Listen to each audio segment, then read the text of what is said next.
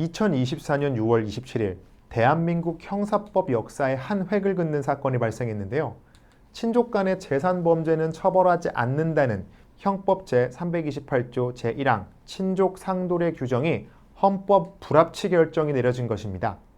심지어 이 결정은 재판관 9명의 전원 일치 의견으로 헌법 불합치 결정이 된 것인데요.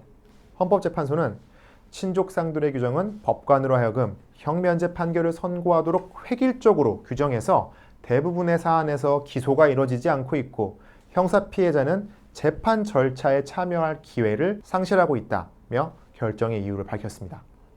하지만 동법 제2항에 대해서는 여전히 합헌이라는 결정을 내렸는데요.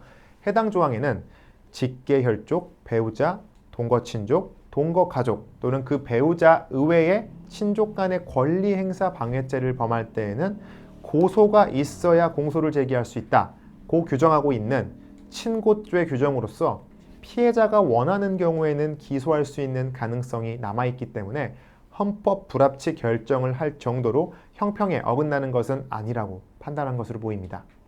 한편 헌법재판소는 국회에게 2025년 12월 31일까지 대체 입법을 개정하라고 요구했고 만약 개정하지 않으면 해당 조항은 효력을 상실하며 대체 입법 전이라도 해당 조항의 적용을 중지하라고 말했습니다.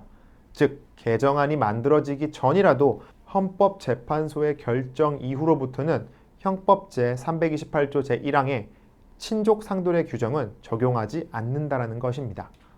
이에 국가법령센터의 형법 제328조를 찾아보시면 위 사진과 같이 위 법률 조항의 적용을 중지하여야 한다라는 문구가 별도로 기재되어 있을 것입니다. 작년에 큰 논란이 되었던 연예인 박수홍 씨 가족의 횡령 사건, 최근 대중의 관심이 집중되었던 골프 선수 박세리 씨의 아버지 채무 사건 등으로 인해 친족 상돌의 헌법 불합치 결정은 사람들의 큰 관심거리가 될 것으로 생각합니다.